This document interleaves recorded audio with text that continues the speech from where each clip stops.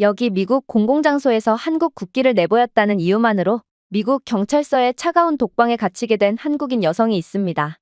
그들은 이 여성의 이야기를 들어보지도 않고 그대로 차가운 독방 안으로 밀어넣고 각종 차별적이고 혹독한 대우를 일삼았는데요. 그러나 이 한국인 여성의 행동은 이내 미국 전역에 예상치도 못한 반향을 일으켰고 상황은 기득권들이 생각했던 것과는 완전히 반대로 흘러갔다고 합니다. 그렇다면 이 한국인 여성이 대체 어떤 기적을 만들어냈던 것일까요?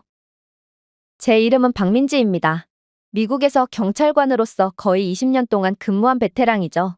얼마 전 저는 새롭게 발령을 받게 되었습니다. 그곳은 바로 조지아주였죠. 하지만 오늘부터 경찰로서의 제 새로운 일과가 시작되는 건 아니었어요. 공식적인 발령은 내일부터였거든요. 그러나 저는 새로운 일터에 대한 정보가 필요했고 마침 이곳 근처 공원에서 조지아주 경찰서 주관으로 어떠한 행사를 진행한다는 정보를 얻게 되었기에 분위기를 파악할 겸 공원으로 향하게 되었습니다. 습한 공기 속에 확성기가 울려 퍼지고 있었고 빨간색, 흰색, 파란색 천막 아래에 접이식 의자가 줄지어 놓여 있었습니다. 입구 건너편에는 한국전쟁 참전용사 추모식, 우리 영웅들을 기리며 라는 현수막이 펼쳐져 있더군요. 가슴에 익숙한 따뜻함이 솟아오르는 것을 느꼈습니다. 저에게 한국전쟁은 단순한 역사가 아니라 혈통이었거든요. 그리고 아직도 한국전쟁을 기억하고 추모하고 기념하는 미국인들에게 왠지 모를 감사한 마음도 들었죠. 하지만 오래 볼수록 뭔가 어색하더군요. 무대 배경에는 미국 국기만 표시되어 있었거든요. 거대한 모니터 위를 순환하는 슬라이드쇼에는 행진하고 격려하고 용감히 싸우는 당시의 젊은 백인 미군 병사들이 줄지어 있을 뿐이었습니다. 한국 민간인이나 한국군에 대한 이미지는 한 장도 없었죠. 태극기조차 한 장도 없었어요. 내레이션에서 한국이라는 단어조차 없었습니다. 이곳에서의 한국에 대한 흔적은 단지 한국전쟁 참전용사 추모식에서 사용되는 한국, 단 한 단어밖에 없었죠. 당연히 연사도 은퇴한 미국인 대령이었고 그는 미국이 공산주의로부터 먼 땅을 구한 순간이라고 자랑스럽게 외치더군요. 그들은 그 땅에 누가 살았는지에 대해 한 번도 언급한 적이 없었습니다. 제가 집어든 팸플릿은 더 나빴습니다. 제목은 다음과 같았습니다. 자유가 지켜졌다. 미국의 가장 위대한 세대. 아이젠하워, 트루먼, 메가더의 명언과 인천에서 38선까지의 전투 타임라인이 포함되어 있었지만 항상 미군의 입장에서만 서술되었습니다. 혹독한 겨울을 보낸 미군을 기리는 글이 쏟아졌지만 참호에 함께 서 있던 수십만 명의 한국 군인들에 대한 이야기는 한마디도 없었습니다. 저는 한국인의 얼굴 단 하나라도 볼 수 있을까 싶어 주위를 둘러보았으나 역시나 아무것도 없더군요. 이건 정말 이상했어요. 이곳 조지아주, 특히나 이곳 공원 근처에는 꽤나 많은 한국전쟁 참전용사 출신의 한국인 할아버지들이 살고 계시거든요. 1953년 휴전 이후 미국 정부는 미군을 직접 지원한 한국인, 특히 통역사, 전술보좌관, 의료진으로 목숨을 걸었던 한국인들의 이민 경로를 지원했습니다. 이들 중 상당수는 군 관련 프로그램을 통해 정착 비자를 제공받았죠. 그리고 이들이 모여 살게 된 곳이 바로 조지아였던 것입니다. 조지아는 특히나 군복무에 대한 깊은 존경심을 보이는 전통적이고 윤리적인 가치관을 간직한 곳이었기에 더더욱 참전용사 출신 한국인들이 살아가기에 안성맞춤이었죠. 그러나 이들은 아직 한국인 참전용사 할아버지들이 코앞에서 생활하고 계심에도 선택적 기억을 통해 한국을 완전히 잊고 만 것입니다. 그래서 저는 다 참아도 이것만큼은 못 참겠다 싶어서 그대로 행동을 하게 됩니다. 비록 오늘만큼은 제게 아무런 권력이 없었음에도 말이죠. 선생님, 저는 목소리를 낮추며 말했습니다. 로즈라는 이름이 적혀있는 경관이 뒤를 돌아보더군요. 현재 한인사회의 한국전쟁 참전용사들에게 연락을 취했나요? 그들 중 일부는 아직 살아있으며 이 지역에 최소 10대 명이 있는 것으로 알고 있습니다. 그들이 초대받았다면 더 의미가 있었을 것 같아요. 이건 한국 전쟁 행사니까 말이에요. 그는 선글라스 뒤에서 움직이지 않고 잠시 저를 바라보았습니다. 그러고는 말은 웃음을 짓더군요. 당신, 진심이에요? 저는 대답하지 않았어요. 그러자 이것은 미국의 기념비입니다. 라고 그는 계속 말했습니다. 우리는 우리의 선배들의 희생을 기리기 위해 여기 왔습니다. 우리는 정치나 부차적인 이야기로 이를 복잡하게 만들고 싶지 않아요. 부차적인 이야기가 아닙니다. 정치에 관한 것도 아니고요. 라고 저는 조용히 말했습니다. 한국전쟁입니다. 한국인들이 싸웠고 죽었습니다. 미국인들 옆에서 피를 흘렸습니다. 이 땅은 당신들의 땅일 수도 있지만 그 전쟁은 여기서 벌어진 것이 아닙니다. 특히나 한국인 참전용사가 살아가는 대표적인 도시인 이곳에서 단 한 명의 한국인 참전용사도 보이지 않는다는 것은 매우 이상하게 보이기까지 하죠. 그러자 로즈 경관은 이젠 저를 혐오스럽다는 듯 노골적으로 쳐다보더군요. 당신은 대체 누군데 그런 소리를 하는 거죠? 뭐, 넬슨 만델라 흉내라도 내고 싶은 건가요? 그런 말은 다양성의 날 파티에서나 하세요. 소란을 눈치챈 근처에 있던 또 다른 경찰관이 제게 시비를 걸어오더군요. 당신, 뭘 바라는 거야? 우리가 이곳에서 케이팝을 연주하기라도 원하는 거야? 가슴 깊은 곳에서 따끔거림을 느꼈습니다. 말뿐만 아니라 그들이 얼마나 쉽게 생각하는지에 대해서도요. 이들은 마치 한국인은 절대로 자신들의 전쟁에 포함시킬 수 없다고 생각하는 것 같았어요. 그래도 저는 희망을 가지고 한 번 더 시도해 보았습니다. 제 의견을 경청해줄 존경스러운 경찰관이 한 명쯤은 있을 거라고 생각했어요. 그래서 저는 가방에 손을 넣어 작은 천 주머니를 꺼냈습니다. 안에는 깨끗한 의식용 태극기가 깔끔하게 접혀 있었어요. 사실 이 태극기는 제게 개인적으로도 매우 소중한 것이었습니다. 이건 저희 엄마가 직접 꿰매어 만든 거였거든요. 저는 미국에서 생활하면서 정체성을 잃지 않기 위해 이 태극기를 소중히 보관했고, 이 태극기를 보며 늘 한국인으로서의 제 핏줄에 자부심을 가졌어요. 저는 이곳 행사에 참여한 미국인들 중 한 명이라도 태극기를 알아봐 주리라 기대하면서 미국 대대를 기리는 인조 백장미 화환 옆 추모 스탠드 바닥에 태극기를 부드럽게 놓아두었습니다. 하지만 상황은 제가 예상했던 대로 흘러가지 않더군요. 이게 뭐야? 날카로운 목소리가 짖었습니다. 3명의 경찰관이 다가왔습니다. 그들을 이끄는 사람은 턱이 네모나고 얼음처럼 차가운 눈을 가진 마일스 경관이었습니다. 그녀는 누가 깜빡하고 버려둔 쓰레기인 것처럼 태극기를 내려다보았습니다. 이게 무슨 중국 쓰레기야? 그녀가 비웃었습니다. 이건 태극기입니다. 저는 조용히 말했습니다. 여기는 한국전쟁 기념관이에요. 물론 미국 성조기도 필요하지만 태극기 또한 여기에 꼭 필요하다고요. 마일스가 웃었습니다. 여기는 한국이 아니야. 그러니 그 쓰레기는 미국 땅에 버릴 것이 아닌 한국 땅에 버리도록 해. 제가 반응하기도 전에 그녀가 앞으로 나섰습니다. 그리고 그녀는 진흙이 잔뜩 묻은 부츠로 태극기를 짓밟고는 걷어차 버리더군요. 내가 근무를 서는 곳에서 이따위 선전을 하다니 당장 꺼지지 않으면 감옥에 잡아 쳐넣겠어. 라고 그녀는 말했습니다. 다른 경찰관 중 한 명인 바우어스라는 젊은 경찰은 더러운 깃발을 2손가락으로 들고 마치 만져서는 안 될 것처럼 들고 있었습니다. 이거 공산주의자들이 퍼레이드에서 사용하는 것 아닌가요? 잠깐만요. 아니요. 이건 북한에서 온 국기 맞죠? 저는 앞으로 나섰습니다. 대한민국 국기입니다. 그는 어깨를 으쓱했습니다. 그게 그거죠. 그나저나 당신 신분증 좀 봐야겠는데요? 이곳에 온 목적이 뭐죠? 당신이 간첩이 아니라면 왜 참전용사 행사를 방해하는 거냐고요? 저는 이제 제 신분을 밝힐 때가 왔음을 직감했습니다. 제가 다음날 이곳 경찰서에 발령을 받을 예정이라는 것을 밝히고 합당한 논리로 태극기 개양을 주장해야겠다고 생각했죠. 그게 아니라면 이들은 동양인인 제 말을 도저히 들어줄 것 같지가 않았어요. 저는 부서에서 발급한 신분증 지갑을 꺼냈습니다. 하지만 마일스 경관은 제 신분증을 거칠게 쳐내버리더군요. 제 손에서 신분증이 떨어졌습니다. 그것은 자갈에 부딪혔고 한번 튕긴 후에 착지했죠. 그리고 그녀는 그것을 밟았습니다. 내가 당장 꺼지라고 했지. 아시아 깃발을 흔들면 권위가 생긴다고 생각해? 차이나타운에서 걷다가 길을 잃은 모양인데 당신은 잘못된 곳에 와서 잘못된 행동을 했어. 신분증 따위는 필요 없고 이제 당신은 간첩이심 행위 및 공무집행 방해 행위로 투옥되게 될 거야. 저는 중국인이 아니에요. 그리고 당신은 방금 미국 동맹국의 깃발을 밟았어요. 저는 차갑게 말했지만 그들은 제 말을 들을 생각이 없었어요. 아니, 그녀가 속삭였습니다. 나는 신성한 장소에 누군가 남긴 쓰레기를 밟았을 뿐이야. 다른 경찰관들은 비웃었어요. 저는 흙과 자갈로 얼룩진 채 형체를 알아볼 수 없을 정도로 주름진 찌그러진 태극기를 내려다보았습니다. 제 신분증은 그 옆에 반쯤 묻혀있더군요. 결국 그녀는 아무런 경고도 없이 제 팔을 등 뒤로 당겼습니다. 수갑이 나왔고 그녀는 너무 공격적으로 수갑을 조여서 저로 하여금 의도적으로 고통을 느끼도록 했어요. 순찰차 쪽으로 저를 데려가자 바우어스는 웃음을 터뜨렸습니다. 당신의 진짜 이름은 뭔가요? 무슨 핑이죠? 중국인들은 다 핑으로 끝나는 이름을 가졌잖아요. 저는 계속 걷고 손목이 타오르고 부끄러움이 피부 밑에서 끓어올랐습니다. 하지만 고개를 숙이지는 않았어요. 저는 당당했고 아직도 이번 행사에 한국인 참전용사를 초대하리라는 다짐을 포기하지 않은 상태였거든요. 그렇게 경찰서 내부의 독방에 도착했습니다.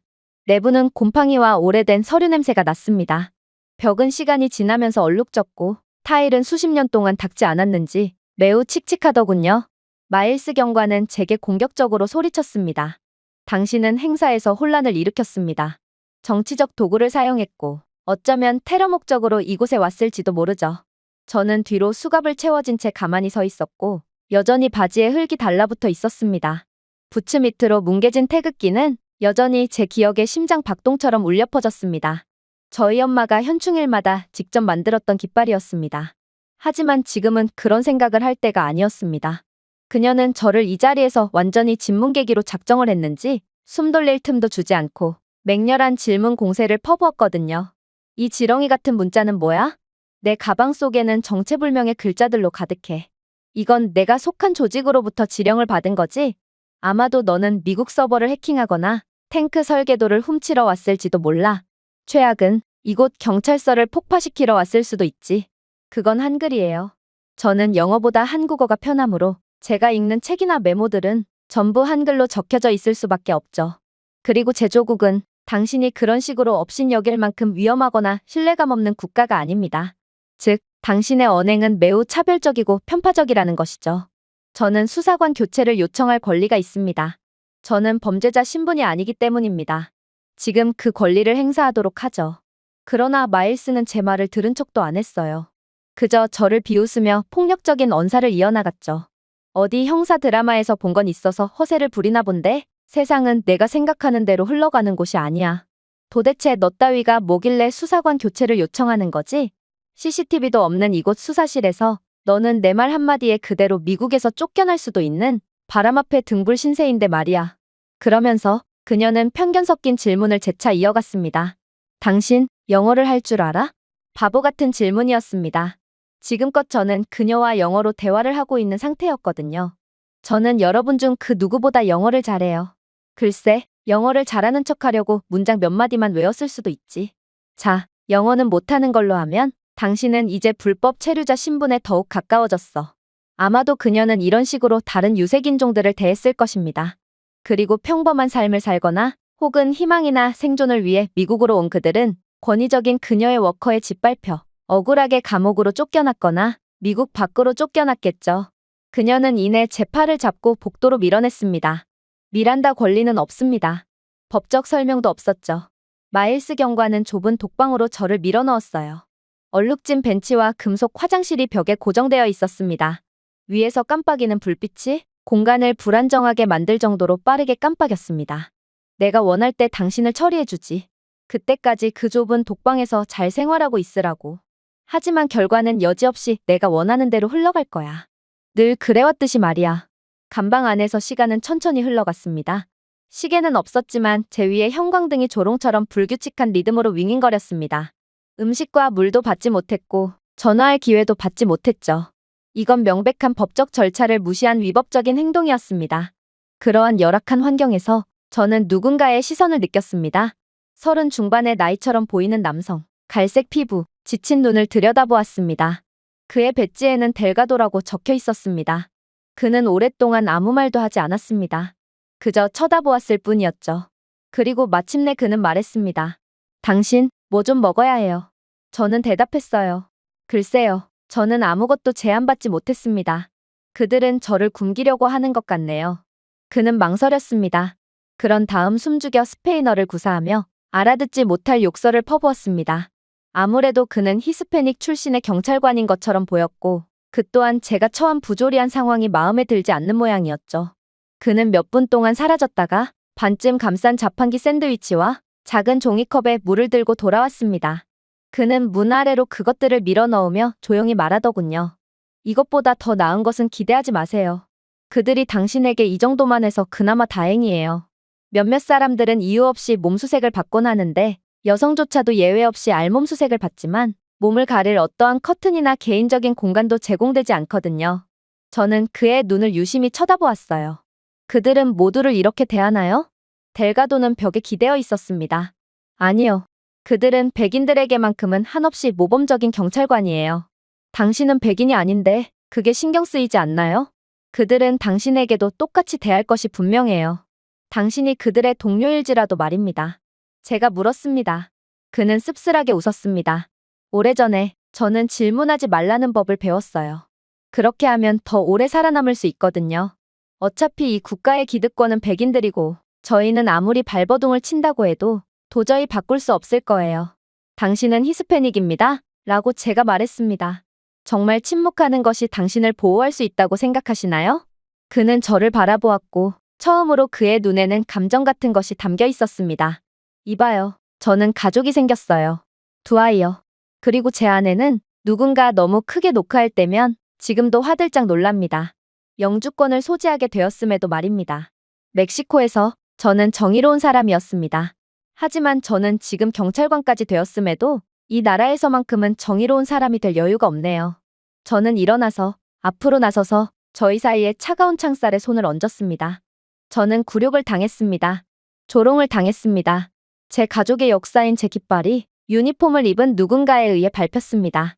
그런데도 저는 한 번도 목소리를 높이지 않았습니다. 하지만 저는 포기했기 때문에 조용한 것이 아닙니다. 그들이 내뱉은 모든 단어, 모든 이름, 모든 위반 사항을 세고 있기 때문에 조용한 것입니다. 그리고 마침내 제가 입을 열 때, 행동할 때 그들은 결코 자신들이 한 행동을 감당할 수 없을 것입니다. 물론 저는 모든 것을 바로잡고 그들이 밟은 제 태극기를 다시금 공원 한가운데에 성조기와 함께 개양해 둘 것입니다. 델가도는 천천히 숨을 내쉬었습니다. 글쎄요. 어쩌면 당신은 미국의 뿌리 깊은 편견의 문화에 대한 도전을 하는 걸 수도 있어요. 정말 당신이 바꿀 수 있을 것 같아요? 네. 제가 말했습니다. 저는 저를 위해, 제 조국의 명예를 위해 여기 들어와서 완벽한 영어를 하지 못하거나 피부가 창백하지 않거나 스미스가 아닌 이름을 가진 사람을 위해서 싸울 것입니다. 델가도는 부드럽고 유머러스한 웃음을 지었습니다. 세상에, 당신은 미쳤어요. 아니요. 제가 눈을 떼지 않고 말했습니다. 저는 한국인입니다. 한국인은 원래 이런 민족입니다. 그러니까 지금까지 살아남았죠. 그는 저를 응시했고 잠시 동안 그의 자세에서 무언가가 바뀌었습니다. 그들이 밟은 당신의 신분증을 가져올게요. 그들은 당신에 대한 신문을 했고 독방에 가뒀다는 신고조차 하지 않았어요. 늘 그래왔듯이 말이에요. 그렇게 델가도는 멀어져 갔습니다. 하지만 저는 저와 그가 곧 다시 볼 것이라는 것을 이미 알고 있었습니다. 그리고 이내 무겁고 빠른 발소리가 복도를 따라 울려 퍼졌습니다. 구금실로 향하는 문이 열리자 짙은 경찰 유니폼을 입은 한 남자가 불신과 분노로 얼굴을 붉히며 뛰어들었습니다. 한때 차가운 무관심으로 윙윙거렸던 방 안은 조용해졌습니다. 그녀는 어디에 있나요? 그가 소리쳤습니다. 마일스 경관은 혼란스러워하며 책상에서 고개를 들었습니다. 누구요? 그는 그녀에게 대답하지 않았습니다. 그는 곧장 간방으로 걸어와 유리를 들여다보았습니다. 그의 시선이 저에게 닿는 순간 그의 표정은 공포와 당혹감 사이에서 무너졌습니다. 맙소사. 그는 다른 사람들에게 눈을 돌렸습니다. 누가 이 체포를 승인했나요? 마일스는 뻣뻣하게 서 있었습니다. 그녀는 연방 의식을 방해하고 있었고 외국 선전물을 행사에 집어넣고 있었으며 아무래도 그녀는 간첩일 확률이 높아요. 그게 무슨 헛소리야? 그녀가 새로운 경찰서장이야. 그가 쏘아붙였습니다. 침묵, 그리고 혼란, 그리고 눈에 보이는 공포가 느껴졌습니다. 뭐라고요? 마일스가 눈을 깜빡였습니다. 우리 경찰서의 새로운 경찰서장이라고. 이 멍청아. 그가 으르렁거렸습니다. 그녀의 임명은 내일 아침부터 유효해. 어제 주차원에 확인이 들어왔고 내가 분명 모든 인원들에게 고지했잖아. 경찰이란 놈이 기본적인 공지 하나 읽지 않았던 거야? 아무도 말하지 않았습니다. 그녀의 이름은 박민지. 두 지역에서 표창을 받았던 엘리트 경찰이지. 미국 내의 인종차별 문제를 눈에 띄게 개혁한 공로로 경찰서장으로 임명받게 된 거야. 경찰의 권위를 앞세워 약자를 핍박했던 경찰 인원들은 그녀 앞에서 전부 골로 가버렸지. 그동안 미국 내에 만연해 있었지만 모두가 쉬쉬했던 미국 경찰의 인종 문제 및 갑질 문제는 전부 그녀가 해결해버렸어. 동양인 여성 한 명이 미국 경찰의 근본적인 시스템을 개혁해버렸다고. 그런데 마일스, 너는 지금 그런 사람을 가둔 거야. 나는 내가 합당한 사유로 그녀를 가뒀기를 바라. 그게 아니라면 다른 멍청한 경찰들이 그녀에게 싸그리 청소당한 것처럼 너 또한 그대로 쓰레기통에 처박히게 될 테니까 말이야. 마일스는 반걸음 물러섰습니다. 그녀의 입이 열렸다가 다시 닫혔습니다. 그녀는 분명히 외국 국기를 가지고 있었습니다. 미국의 질서를 반하는 정치적인 깃발 말이에요. 저는 정당하게 그녀를 가둔 거예요. 답답하긴. 그 외국 국기는 한국의 국기잖아. 한국은 미국의 동맹국이야. 최후방국의 국기가 어떻게 정치적인 상징이 될 수 있지? 미국의 국민 중 많은 사람들이 기꺼이 한국을 위해 피를 흘리며 목숨을 바쳤어. 이게 어떤 의미인지 아직도 모르는 거야? 그리고 그녀는 그들을 기리고 있었지. 왜냐하면 우리는 그렇게 하지 못했기 때문이야. 그 남자는 저를 향해 돌아서더니 재빨리 다른 경찰들을 향해 짖었습니다. 뭘 멀뚱멀뚱 지켜보고만 있어? 당장 독방을 열어. 그녀를 빨리 꺼내라고. 드디어 문이 열렸습니다. 저는 천천히 밖으로 나갔습니다. 그 남자, 도리안 웰스 부국장은 제게 꾸벅 고개를 숙이며 사과하려고 했어요. 박 서장님, 저는 이 부서를 대표해서 저는 아직 사과를 받고 싶지 않네요. 저는 단호하게 말했습니다. 제겐 아직 할 일이 남아있으니까 말이에요. 그의 뒤에서 마일스 경관은 창백해졌습니다. 아까 웃었던 경관들은 이제 동상이 되었습니다. 바우어스는 바닥을 바라보았습니다. 미첼은 소매로 이마의 땀을 닦았습니다. 그들 중 누구도 감히 제 눈을 마주치지 못했습니다. 저는 목소리를 내며 앞으로 나아갔습니다. 내일부터 이 구역을 지휘하겠습니다. 그리고 오늘 정확히 어떤 일이 일어났는지 기억하겠습니다. 설명을 요구하지 않겠습니다. 저는 이미 이곳의 시스템을 이해하게 되었어요.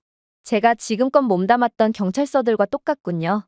죄 없는 유색인종 사람들을 괴롭힌 것도 모자라 자신들의 동료들까지도 유색인종이라는 이유만으로 괴롭히는 최악의 사람들 말이에요. 하지만 그들이 지금 어떻게 되었는지 보세요. 나는 그들을 청소하며 이곳 자리에 올랐습니다. 당신들 또한 백인이라는 혈통 뒤에 숨지 말고 있기를 바랍니다. 아무도 숨을 쉬지 않았습니다. 아무도 움직이지 않았습니다.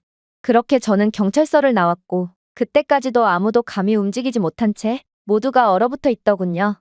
다음 날 아침 저는 서에 일찍 도착했습니다. 경찰서에는 침묵과 긴장감, 휴게실에서 타는 커피 냄새뿐이더군요. 대부분의 경찰관들은 서로 눈을 마주치지도 않았어요. 하지만 놀랍게도 건물 밖에서는 이미 세상이 변해 있더군요. 누군가 제가 태극기를 기념관 바닥에 놓는 순간을 촬영했습니다. 어떠한 문구나 외침도 없었어요. 그저 미국 국기만 가득했던 기념식 현장에서 태극기를 내려놓는 장면 하나였죠. 그런데 이 영상은 하룻밤 사이에 소셜미디어에 퍼졌고 새벽이 되자 미국 전역에까지 퍼진 상태였더라고요. 모두가 태극기 하나 없는 미국 전쟁 기념식에 대해 불만을 가진 상태였고 제 행동의 용기에 대해 박수를 보내고 있었습니다. 알고 보니 이곳에 오만한 미국 경찰들을 제외한 모든 미국인들이 한국 전쟁의 의미를 이해하고 저를 응원하고 있던 거였습니다. 심지어 태극기를 내려놓았다가 공격적으로 체포되는 제 모습도 덩달아 화제가 된 상태였어요. 누군가 찍은 사진은 수많은 언론들에 의해 퍼져나갔고 이들은 앞다투어 보도를 한 상태였더군요. 한 여성이 한국 전쟁 기념식에서 한국을 기억한 혐의로 체포되었습니다. 미국의 수치인 일이 일어났습니다. 오전 중반이 되자 경찰서에 전화선이 막혔습니다. 지역 뉴스 방송국에서 먼저 전화를 걸어오더니 이내 전국 방송국 및 시민들이 보도 및 항의 전화를 하기 시작했거든요. 몇몇 방송국은 저희 경찰서 앞에서 카메라를 들이밀며 보도를 하고 있기도 했어요. 하지만 진정한 변화는 정오에 찾아왔습니다. 바로 미국 참전용사들이 이곳에 도착했던 것입니다. 분명 행사는 오늘까지였고 일정대로라면 이들은 아직 공원에서 행사를 진행하고 있어야 했어요. 하지만 뻣뻣하고 낡은 재킷에 삐뚤게 고정된 색이 바랜 유니폼에 메달을 건 백인 노인들은 하나같이 경찰서에 모여 무언가를 외치고 있었어요. 그들은 항의를 위해서가 아니라 세상에 잊혀진 것을 상기시키기 위해 조용히 집결한 상태였죠. 그중 한 명이 카메라 앞으로 나섰습니다.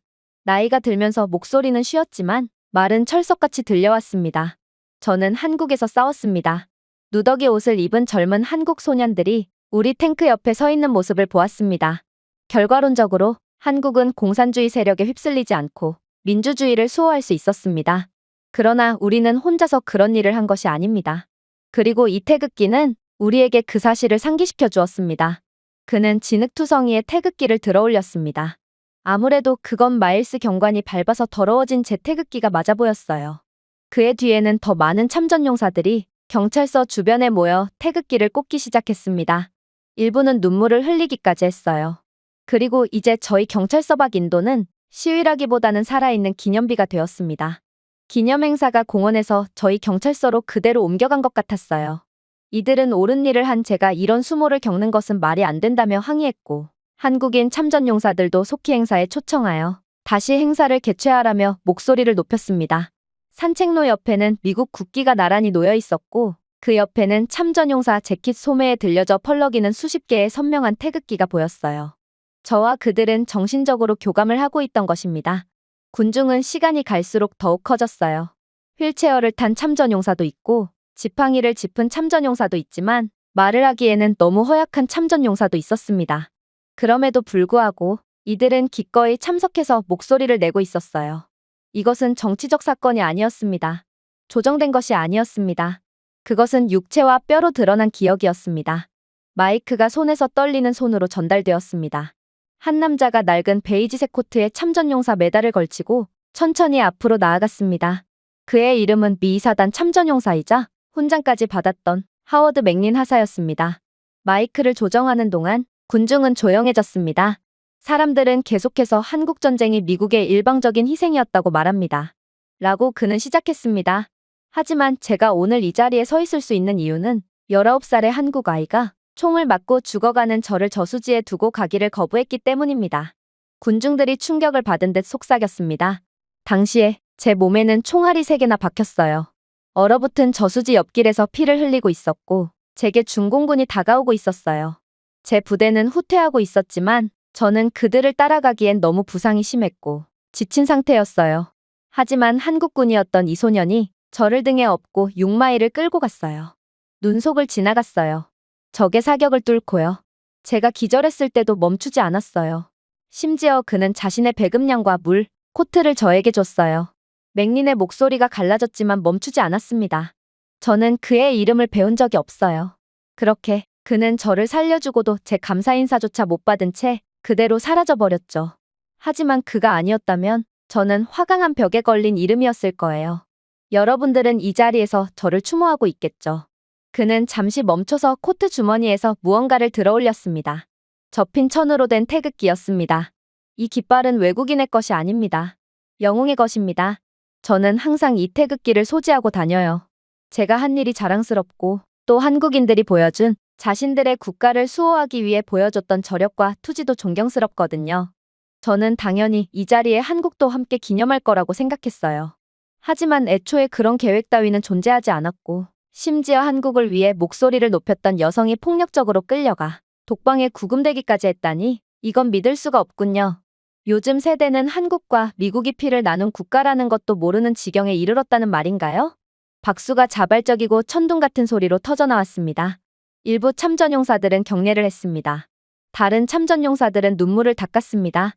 언론은 모든 순간을 포착했어요. 다른 참전용사들이 하나둘씩 나섰습니다. 일부는 총검만 들고 적진에 돌격한 용감한 한국 군인들의 이야기를 들려주었습니다. 다른 이들은 후퇴하는 미군을 지키기 위해 한국군이 어떻게 자신들을 지원했는지를 회상했죠. 그들은 연민이나 자비가 아니라 용맹함, 규율, 무엇보다도 흔들리지 않는 형제에 대해 이야기했습니다. 제 인생에서 이렇게 용감한 남자들을 만난 적은 없었습니다. 라고 또 다른 전직 해병대원이 말했습니다. 그들은 아무것도 없었습니다. 부추도 없었고 탄약도 거의 없었습니다. 하지만 그들은 우리보다 더 오래 버티었습니다. 증언은 불처럼 전국으로 퍼져나갔습니다. 뉴스 매체들은 저녁 뉴스에서 맥린 하사의 연설을 다시 보도했습니다. 제한군인 단체들은 서장인 저를 지지하는 성명을 발표하고 전쟁 중 한국의 용맹함을 공식적으로 인정할 것을 촉구했습니다. 여론은 거의 하룻밤 사이에 바뀐 것입니다. 이제 저희 경찰서는 더 이상 단순한 지역 사무소가 아니었습니다. 인종, 정의, 기억, 존엄성에 관한 전국적인 대화의 중심지가 되었습니다. 그리고 이번에는 수갑을 찬 상태가 아닌 완전 제복을 입고 새 배지를 가슴에 단 새로운 서장인 저는 목소리를 높일 필요도 없었어요. 이미 여론은 제 쪽으로 완전히 기울었고 시장까지 나서 책임자들을 엄벌하라고 촉구했거든요. 이제 지난번에 있었던 사건에 대한 공식적인 내부 조사를 시작할 것입니다. 라고 저는 말했습니다. 우리는 내부를 보호하기 위한 것이 아니라 청렴성을 회복하기 위한 절차를 시작할 것입니다. 아무도 감히 끼어들지 못했습니다. 동료 경찰관의 불법 구금에 가담, 방조 또는 침묵한 경찰관은 계급에 관계없이 내무부와 연방정부의 즉각적인 검토를 받게 됩니다. 잠시 멈췄습니다. 그런 다음 두 번째 줄에 앉아있는 세 사람을 직접 보았습니다. 마일스 경관, 돌처럼 보이지만 눈에 띄게 창백했죠. 바우어스 경관, 바닥에 눈을 고정한 채 벌벌 떨고 있었습니다. 그는 툭 치면 금방이라도 오줌을 싸버릴 것 같았을 정도로 애처로운 표정을 짓고 있었죠. 해당되는 인원은 정오까지 부서에서 발급한 무기와 배지를 윌리스 차장에게 넘겨줄 것입니다. 조사가 완료될 때까지 행정 휴가를 받게 될 것이고 아마 높은 확률로 다시는 배지를 넘겨받을 수 없게 되겠죠. 마일스는 아마도 마지막으로 한마디만 하려고 입을 열었지만 아무 말도 나오지 않았습니다. 저는 흔들리지 않고 계속했습니다. 이런 부서들은 너무 오랫동안 침묵의 문화를 참아왔습니다. 여러분 중 일부는 그것을 전통이라고 부릅니다. 하지만 저는 그것을 비겁하다고 부르겠습니다. 피부색 뒤에 숨어서 고여버린 썩은 물. 그게 바로 당신들이고 저는 제 경찰 경력 동안 그런 것들을 처리하면서 헌신해왔어요. 오후가 되자 그들의 사진은 부서 웹사이트에서 삭제되었습니다. 지역 기자들은 경찰서 문 밖으로 몰려들었습니다. 쫓겨나는 그들 중 누구도 카메라를 향해 미소를 짓지 않았습니다. 내무부는 이미 내부에 들어와 성명을 수집하고 있었습니다. 법무부의 연방규정준수 담당자가 곧 건물에 도착했습니다. 하지만 저는 복수를 하려는 것은 아니었습니다. 이것은 개인적인 일이 아니었습니다. 이것은 체계적이었죠. 그리고 그것은 하나씩 해체될 것입니다. 제가 사무실로 돌아왔을 때 한 경찰관이 조용히 다가왔습니다. 델가도 경관이었어요.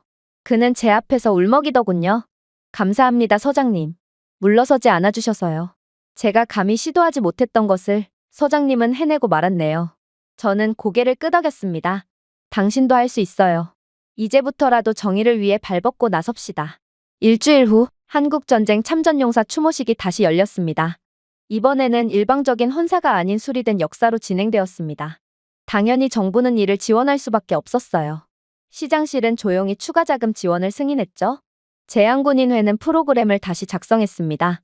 그리고 새 팸플릿 앞면에는 굵은 글씨로 이렇게 적혀 있었습니다. 공동희생을 기념하기. 그때의 통합. 지금의 통합. 이번에는 좌석 배치가 달랐습니다.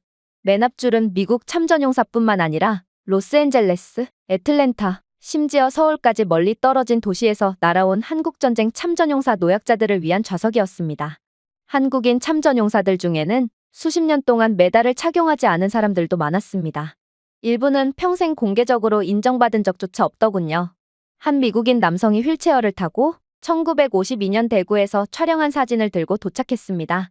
그는 사진 속 한국인을 가리키며 그는 내 생명을 구했습니다. 라고 말하더군요.